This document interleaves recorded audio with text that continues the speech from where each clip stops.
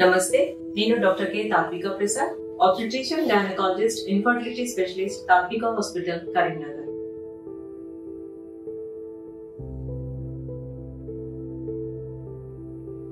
Unwanted pregnancy అనేది ఇప్పుడు major concern. Unwanted pregnancy వచ్చిన తర్వాత డాక్టర్ ని కన్సల్ట్ కాకుండా చాలా మంది ఇంట్లోనే మెడిసిన్స్ వాడడం లాంటివి డెసిషన్ తీసుకొని ట్రీట్మెంట్ అనేది వాళ్ళుగా సెల్ఫ్ గా ట్రీట్ చేసుకుంటారు. అది ఇప్పుడు కూడా మంచిది కాదు. ఎప్పుడైనా కూడా మీ కన్సర్న్ ఆబ్స్టెట్రిషియన్ ని లేకపోతే మీకు అందుబాటులో ఉన్న డాక్టర్ ని ఖచ్చితంగా గైనకాలజిస్ట్ ని కన్సల్ట్ అయ్యి మీరు అన్ని దాని గురించి వివరాలు తెలుసుకున్న తర్వాత ట్రీట్మెంట్ కానీ మెడిసిన్స్ కానీ తీసుకోండి.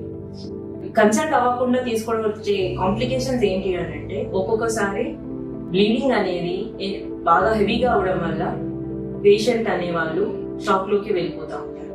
రెండోది, కొన్నిసార్లు ట్యూబ్ లో ఉన్న ప్రెగ్నెన్సీస్ అనేవి ఒక కన్సర్న్ డాక్టర్ చూసి స్కాన్ చేసిన తర్వాతనే తెలుస్తుంది. అలాంటి పరిస్థితిలో ఏ టెస్ట్ లేకుండా టాబ్లెట్స్ తీసుకుంటే అన్నెసెసరీగా పేషెంట్ కి ఎమర్జెన్సీలో సర్జరీ కాంప్లికేషన్స్ అన్ని కూడా ఫేస్ చేయాల్సిన అవసరం పడుతుంది.